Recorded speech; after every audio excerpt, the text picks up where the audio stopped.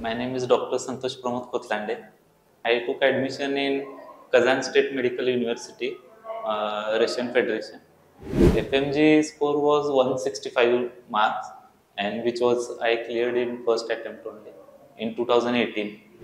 Now I'm pursuing for post graduation because in 2018 I passed in December I passed exam. Then afterwards I was doing internship in government medical college Miraj. कसं काय आलं ते खूप एक असं interesting गोष्ट आहे. मी काय झालं माझे कझिन सिस्टर होती 10वीला विद्या मंदिर कॉलेज स्कूल म्हणून आहे. तिथे आम्ही असंच मी 10वीचा रिझल्ट घ्यायला मी त्यावेळेस 12वी पास झालो जस्ट सायन्समधून. आणि आता घरी तेच सुरू झालं की कसं ऍडमिशन घ्यायला पाहिजे, आता कुठे काय करायचं. तर मला पहिल्यापासूनच 2000 म्हणजे लहानपणापासूनच की घरी असं होतं की मला डॉक्टरच व्हायचंय. डॉक्टर व्हायचंय म्हणून मग त्यावेळेस मग सीईटी होती माझ्या वेळेस. आता सध्या नीट यूजी वगैरे असते सगळीकडे. मग माझी सीईटी होते, मग सीईटी एक्झाम पण दिली होती, अजून रिझल्ट लागायचा होता. तर मग असं होतं की मला एमबीबीएसच करायचंय, बाकी काहीच करायचं नाही 12वी नंतर. मग असं रिझल्ट आणण्यासाठी बहिणीचं मी कॉलेजला गेलो होतो आणि बाहेरच थांबलो होतो. मग तिथे काय झालं की 2-3 जण असंच बोलत थांबले होते. 3 जण गाडीवर बसलेले, मी इकडे थांबलो होतो आणि ते बहीण रिझल्ट आणायला गेले होते.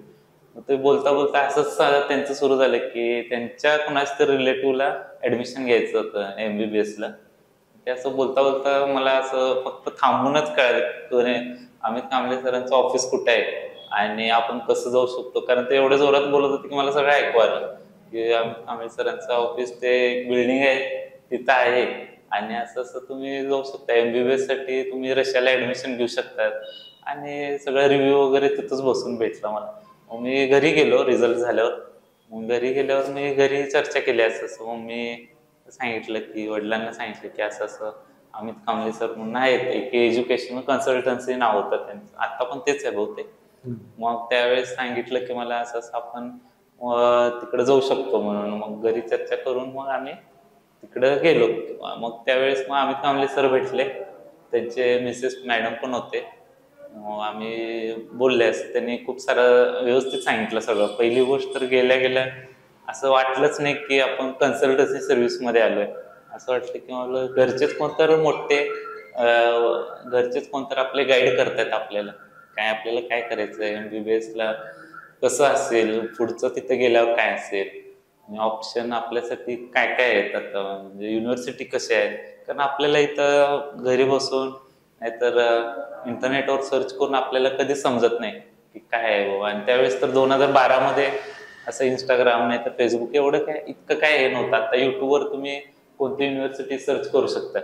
तर 2012 मध्ये 11 मध्ये असं नव्हतं की तुम्हाला ते जी पण माहिती आहे ती खरीच तुम्हाला व्यवस्थित मिळेल असं पण काही नव्हतं. मग ते विश्वास कुणावर ठेवायचा असं होतं ना त्यावेळेस. की अमित कांबळे सर मी असं की आता जसं आपण प्रेझेंटेशन बघतो पीपीटी वगैरे असतं, तर 2018-20 पासून सुरू झालंय की पीपीटी आहे, झूम कॉल आहे, व्हिडिओ कॉल आहे. तर ते सरांनी त्याच वेळेस कॉम्प्युटर असं ठेवले होते आणि त्यावेळेस सरांनी सांगितलं की असं असं युनिव्हर्सिटी आहे, असं असं आहे. त्यावेळेस की कझान स्टेट मेडिकल युनिव्हर्सिटी म्हणून मला पहिला वोल्गोरात सांगितलं, नंतर कझान स्टेट मेडिकल युनिव्हर्सिटी सांगितलं. कझान स्टेट मेडिकल युनिव्हर्सिटी बद्दल त्यांनी सगळंच असं असं आहे, इथं सिच्युएशन आहे की मॉस्को पासून किती दूर आहे आणि किती वेळ लागेल वगैरे सगळं त्यांनी व्यवस्थित सांगितलं. माझं पासपोर्टलाच मी ऑगस्टमध्ये दिलं होतं, 3 महिने लागले. तर सरांनी एवढं हेल्प केलं की पासपोर्टचं ऍप्लिकेशन पासून कसं अप्लाय करायला पाहिजे वगैरे ते पण आम्हाला काय माहित नव्हतं. तर पासपोर्ट ऍप्लिकेशन करायला त्यांनी मदत केली. परत ते जे पोस्टचे सर्व्हिसेस असतात पासपोर्टसाठी आपण कसं करायला पाहिजे ते वगैरे सर्व्हिस सांगितले. परत पासपोर्ट अप्लाय केल्यावर पण सरांचा फोन येत होता. मग मी थोडं इकडं माझं पासपोर्ट लेट आल्यामुळं व्हिसा लेट आल्यामुळं काय झालं की आपण सरांनी तिथं गेलं म्हणून काहीतरी मला असं इथे काय प्रॉब्लेम आला असं पण काय झालं नाही. कारण सरांनी तिथून पण फॉलोअप घेतला, मॅडमनी फॉलोअप घेतला की कुठंपर्यंत काय झालंय. मग त्यांनी तिथूनच तिकीट वगैरे एकदा मी सांगितलं पासपोर्ट आलंय, लगेच विजाला पण ऍप्लिकेशन करून लगेच आठवड्यामध्ये 1 वीक मध्ये विजा पण आला. विजा आल्यावर मग सरांनी लगेच तिकीटचं वगैरे करून मग त्यांनी प्रॉपर गायडन्स दिलं. फर्स्ट टाइमच माझं असं होतं की फ्लाईटमध्ये मी बसलो, खरं मग ते फ्लाईटमध्ये बसताना पण सरांनी म्हणजे इथूनच सांगितलं की असं असं आपल्याला करायला लागणार, या एअरपोर्टमध्ये ट्रान्झिट होईल, तिकडून चेंज करायला लागेल एअरप्लेन. मग त्यामुळे सरांच्या असं हेल्पमुळे काही इश्यू नाही तर असं काहीच प्रॉब्लेम मला जर्नीमध्ये आले नाही. हा, जेवणाचं आपल्याला आता इथे इंडियामध्ये असताना 11वी-12वी पर्यंत आपल्याला घरची सवय असते की फक्त आई वडील तेच, आई जेवण देते आणून आणि आपण खातो ते मुलांमध्ये. तर तेच सगळ्यात मोठी गोष्ट, आई वडिलांना पण चिंता असते की आमचा मुलगी काय जेवण करतील, तिथं खाण्याची सोय काय असेल वगैरे. मग त्यामुळे इथं ऍडमिशन घेताना पण त्यांनी सांगितलं होतं की असं आपल्याला तिथे आपण जेवण बनवून पण खाऊ शकतो आणि असं काही वेगळं नाही आहे की तिथं तुम्ही म्हणजे काय असं मिळणार नाही वगैरे, असं काही नाही आहे की सगळंच मिळतं तिथं. ऑइल पासून साखर, सगळं सगळं म्हणजे तुम्हाला काय पाहिजे ते मिळतंच तिथं. त्यामुळे आम्ही म्हणजे असं जेवणासाठी नाहीतर असं काही काळजी करण्याची, कुणालाही ऍडमिशन जे घेणार आहेत त्यांना असं काही काळजी करायची गरज नाही आहे खरं म्हणजे. ओके. आणि तिथं माझं पण असंच झालं की ते आम्हाला माहित नव्हतं, एवढं सांगून पण कळालं नाही की आम्हाला काय करायचं. मग ते ऑइल, मग ते 1 लिटरचं ऑइलचं हे दिले मला मम्मीने. 1 लिटरचं ते आपलं याचं ऑइलचं जे पॅकेट असतात ते दिलं. ते नाही नाही म्हणत असतात पण दिलं आणि ते असं झालं की ते फुटलंच ऑइलचं पॅकेट. आणि ते ऑइलचं पॅकेट फुटल्यावर जर कपड्यांमध्ये लागला, मग ते असं काही न करता सगळंच मिळतं एवढंच सांगायचं मला. तिथं मग काही काळजी करायची कशाची गरज ओके, नाही. ओके. हॉस्टेलची लाईफ मस्तच असते प्रत्येक ह्याच्यात. हॉस्टेल तिथे मस्त होते, म्हणजे आम्ही दोघं तिथं हॉस्टेलचे पण चांगले प्रॉपर म्हणजे अरेंजमेंट्स वगैरे खूप छान असतात. आणि तुम्हाला म्हणजे एक रूम मध्ये 2 बेड वगैरे असतात, रूममेट वगैरे प्रॉपर आपले जे आपण चूज करू शकतो, आपल्या कुणाबरोबर राहायचंय कुणाबरोबर नाही. जेवण पण आपण स्वतः बनवायचंय, कुणावर बनवू शकतो. हे सगळं तिथं म्हणजे प्रॉपर गायडन्स वगैरे प्रॉपर देतात. रशियामध्ये आणि रशिया असू दे, युक्रेन, जॉर्जिया, परत कोणतं कझाकिस्तान आहे, तुर्कमेनिस्तान, भरपूर युनिव्हर्सिटी आहेत. एक कमीत कमी 250-200 तर युनिव्हर्सिटी आहेतच बाहेरच्या देशात आपण शिकू शकतो असे. तर मेन काय आहे की आपल्याला ते युनिव्हर्सिटी आहेत तर तिथे जे शिक्षक आहेत, तुम्हाला शेवटी युनिव्हर्सिटी आहे म्हणून काय तिथून अभ्यास करून 1st to 6th इयर 6 वर्षाचा तुमचा कोर्स असणार. त्यात तुम्हाला गायडन्स लागणार. परत तुम्हाला प्रॉपर सगळं शिकण्याची पद्धत वगैरे सगळं तुम्हाला लागणार. लाईफस्टाईल असणार, मॅटर करणार. त्यामुळे कसं आहे की जे आपले शिक्षक वगैरे सगळीकडेच असतील चांगले, असं काही नसतं. मग त्यामुळे जे सिलेक्टेड युनिव्हर्सिटीज आहेत तिथे प्रॉपर तुम्हाला इंग्लिशमध्ये शिकवतील आणि प्रॉपर तुम्हाला गायडन्स देतील. प्रॉपर तुम्हाला जे जे प्रॅक्टिकल आहे, प्रॅक्टिकल पण तुम्हाला सांगतील असं. त्यामुळे माझी युनिव्हर्सिटी माझं असं होतं की टीचर्स वगैरे प्रॉपर सगळे इंग्लिशमध्ये शिकवत होते. आणि प्रॅक्टिकलसाठी प्रॅक्टिकल हँड, समजा हॉस्पिटल्स जे जे होते तिथे 3rd इयर नंतर तुम्हाला हॉस्पिटलचं प्रॅक्टिस असतं 3rd, 4th, 5th, 6th इयरला. ते हॉस्पिटलमध्ये पण खूप पेशंट वगैरे होते, कोऑपरेटिव्ह होते. त्यामुळे कसं आहे की आपलं प्रॅक्टिकल हँड तिथं बेसिक सगळं क्लिअर होतं. त्यामुळे ते बरं आहे की आपल्याला युनिव्हर्सिटी. युनिव्हर्सिटी चूज करताना मेन गोष्ट आहे की तुम्ही जे सिनियर आहेत तिथे कोणतरी मिळाले तर तुम्ही त्यांच्याशी चर्चा केली पाहिजे की कसं आहे युनिव्हर्सिटीमध्ये काय काय फॉल्ट आहेत का, काही कुठे तुम्हाला म्हणजे काही वाटतं असं काय फेक वगैरे काय आहे का, ते विचारलं पाहिजे. आणि सर तिथून म्हणजे अमित कांबळे सर म्हणजे तुम्हाला प्रॉपर त्यांच्याशी बोलून पण जे सिनियर असतील प्रॉपर युनिव्हर्सिटीचे तिकडचे त्यांच्याशी तुमचा संपर्क करून देतील. ओके. नाही, ते कोणतंही लँग्वेज, रशियनच नसू दे, आपल्याला तमिळ कन्नड जरी शिकायचं असेल तरी पण ते अवघडच असतं कोणतेही लँग्वेज आपल्याला. आणि आपलं एजमध्ये आपण होतो 18-19 वयाला, पण कुठलंही शिकायला गेलं तर ते थोडं अवघड पडतं आपल्याला लँग्वेज.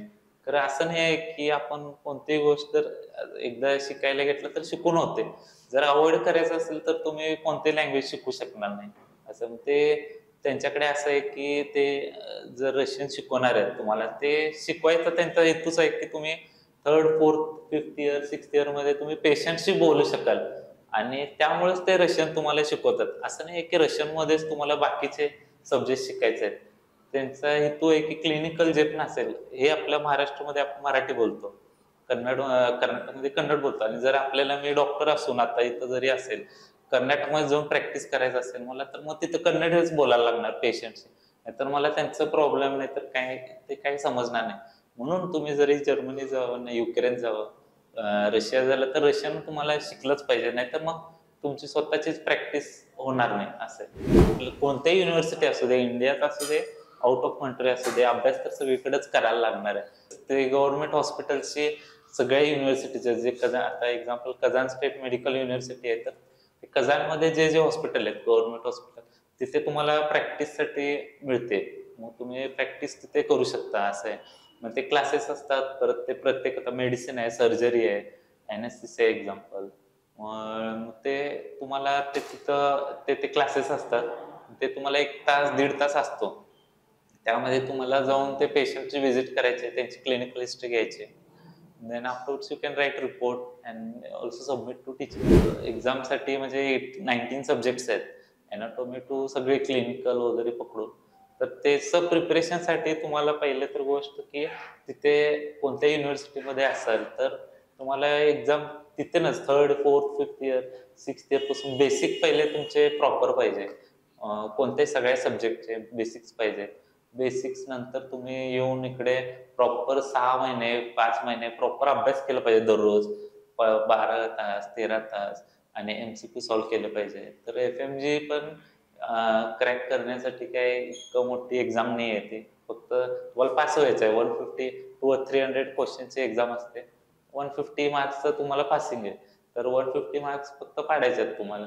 फक्त त्यासाठी तुम्हाला खरं सगळे सब्जेक्ट केले पाहिजे. सगळे सब्जेक्ट करून तुम्हाला अभ्यास करून MCQ सॉल्व्ह करून एक्झाम दिली पाहिजे. तेवढंच काय. कसं आहे आता ऍडमिशन घेताना प्रत्येक जण म्हणजे आपल्याला आता रशियामध्ये मिळतंय, युक्रेन, जॉर्जिया, ते सगळेच युनिव्हर्सिटीत आपण जे म्हणलं की 200-150 युनिव्हर्सिटी असतील पूर्ण आउट ऑफ इंडिया, तेवढे तर असणारच आहेत. मग ते सगळे युनिव्हर्सिटीमध्ये टीचर्स असतील व्यवस्थित, नाहीतर सगळ्या युनिव्हर्सिटीमध्ये त्यांचं इन्फ्रास्ट्रक्चर चांगलं असेल, नाहीतरी अभ्यास करण्यासाठी तिथे असं वातावरण असेल, सगळ्याच युनिव्हर्सिटीमध्ये असेल असं काही नाही आहे. मग त्यामुळे कसं होतं की इकडं येऊन तिथे काय केलं नाही 5-6 वर्षात आणि अचानक इथं येऊन अभ्यास होणार आहे तुमचा दिवस रात्र 4 महिने 5-6 महिने करून, असं होत नाही. त्यामुळे तुमचे बेसिक्स एका युनिव्हर्सिटीमध्ये जर चांगले होत असतील आणि ते तुमच्याकडून करून घेत असतील तर तुमचं FMG एक्झाम पण होते. तर लोक काय आहेत रिझल्ट तर असंच आहे की जे ऍडमिशन घेताना मिसगायडन्स होतं, नाहीतरी फेक जे तुमचे कन्सल्टन्सी असतात, फेक तुम्हाला सांगतात की असं की हे युनिव्हर्सिटी चांगली आहे. मग तिथे गेल्यावर समजले की अरे इथं काहीच नाही आहे, शिकवायला पण काही टीचर्स नाही आहेत. मग ते लोक 5-6 वर्ष तिथे हे करणार. मग तिथून येऊन इकडं अभ्यास तर होणारच नाही, एक्झाम पण काही निघणार नाही. त्यामुळेच लो आहेत रिझल्ट. आणखी एक आहे की सगळेच तिथं 5-6 वर्ष अभ्यास करून येऊन इकडं तेच कन्सिस्टन्सी ठेवायसाठी समजा, नाहीतरी अभ्यास तोच करायसाठी तेवढं एनर्जी राहते नाही राहते. त्यामुळे लो वगैरे रिझल्ट असतात. प्रॉपर गायडन्स नसल्यामुळे लो असू शकतात. इंटर्नशिपमध्ये काहीच प्रॉब्लेम नव्हता. आम्ही इथं गव्हर्नमेंट मेडिकल कॉलेज मिरजमध्येच इंटर्नशिप केली.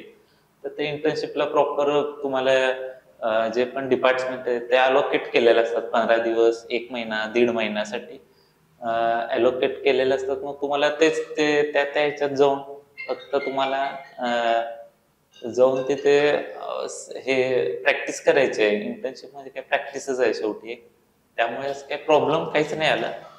काय असं ते जसं इंडियन ग्रॅज्युएट्स इंटर्नशिप करतात तसंच फॉरेन मेडिकल ग्रॅज्युएट्स पण इंटर्नशिप करतात. तेवढंच. तर दररोजच डॉक्टर म्हणून आम्ही प्रत्येक पेशंटला बघतो. एमर्जन्सी पण खूप येते.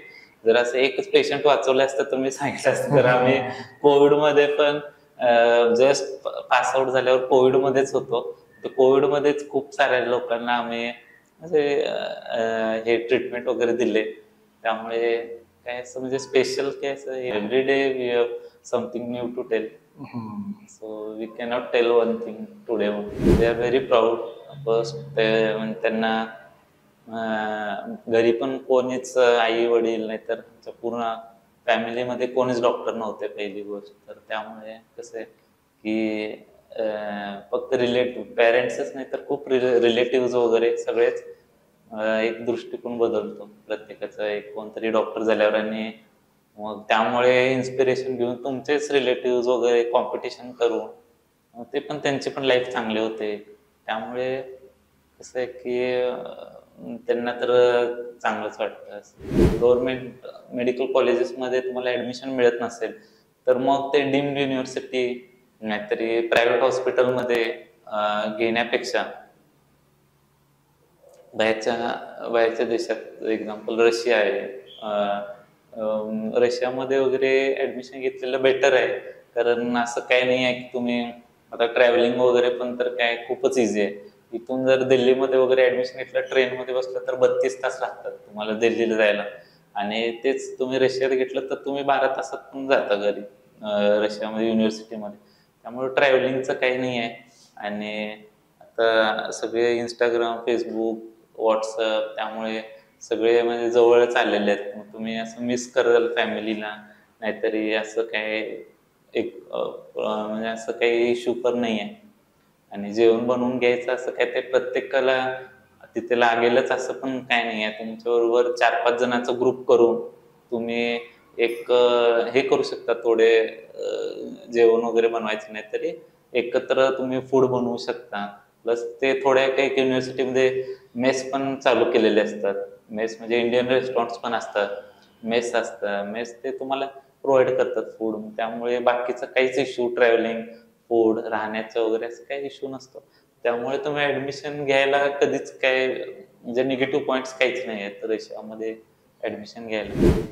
जर इंडियातच करायचं असेल सगळ्यांचं असं त्यांच्या आई वडिलांचा वगैरे असेल की मुलगी लांब जाते आमच्यापासून नाहीतरी खूप लांब आहे रशिया असं त्यांना वाटत असेल तर मग ते एक तुम्ही ट्राय करू शकता एकदा एक्झाम देऊन नीट UG परत देऊन तुम्ही ट्राय करा एक्झाम देऊन. मग तर तरी पण होत नसेल तर मग टाइम वेस्ट न करण्यापेक्षा तुम्ही तिकडे घेऊन तुमचे 1-2 वर्ष वाचू शकतात. प्लस तुम्ही येऊन लगेच कसं पण तुम्हाला नेक्स्ट वगैरे येण्याचे चान्सेस येतात. एक्झाम नेक्स्टसाठी इंडियन ग्रॅज्युएटसाठी पण एक्झाम आहे. पोस्ट तुम्ही MBBS झाल्यावर एक्झाम असणार आहे. त्यामुळे तुम्ही काय करा की तिथे पण एक्झाम तिथून पण येऊन एक्झामच द्यायची आहे. इथून जरी शिकलं तरी एक्झाम द्यायची. असं काही तुमचं कुठून तरी काही वाचणार आहे असं काहीच नाही आहे. आणि अफोर्डेबल आहे रशियामध्ये एज्युकेशन पण अफोर्डेबल आहे. सगळंच प्रॉपर आहे. त्यामुळे काय विचार करायला असं अवघड नाही आहे. AKC थ्रू ऍडमिशन घ्यायला मी रेकमेंड करेन कारण पहिलं तर मी अमित कांबळे सरांना 2011 पासून ओळखतो. 2011 पासून आता म्हणजे एक 10-12 तर वर्ष झालेच. प्लस त्यांना म्हणजे ते जेव्हा भेटलेत मला की त्यावेळेस असं काहीच वाटत नाही की असं एक कन्सल्टन्सी सर्व्हिस आहे नाहीतर काहीतरी माणूस समोरचा लपवतोय नाहीतर काहीतरी फसवापणा होईल असं काहीच वाटत नाही. कधी आतापर्यंत वाटलं पण नाही. आणि आज पण मीटिंग वगैरे सरांनी सारखं हे गेट टुगेदर ठेवतात. त्यामुळे सरांचं स्वभाव पण जरा आतून आपण ओळखून जातो असं होतंय. त्यामुळे सर तर छानच आहेत आणि त्यांचं गायडन्स पण नेहमी प्रॉपर असतो. ते अपडेटेड असतात. मेन म्हणजे स्वतः व्हिजिट करतात युनिव्हर्सिटी. व्हिजिट केल्यामुळे त्यांना समजतं की इकडं काय चालू आहे, त्या युनिव्हर्सिटीमध्ये काय चालू आहे. त्यामुळे कसं आहे की तुम्हाला गायडन्स देताना जरी आता एक्झाम्पल एक युनिव्हर्सिटीमध्ये ऍडमिशन देत आहेत सर, त्यांना वाटलं की 2 वर्षांनी की बाबा हे युनिव्हर्सिटी बरोबर नाही आहे, तर सर ते दुसऱ्या युनिव्हर्सिटीला पण ट्राय करणार तुम्हाला. तिथे तुमचं ऍडमिशन पण करू देणार नाही आणि ते सांगणार पण तुम्हाला की इथं ऍडमिशन करू नका, या साईडला आपण ऍडमिशन करून घेऊया या युनिव्हर्सिटीमध्ये. असं सरांचं मेन म्हणजे गायडन्स काय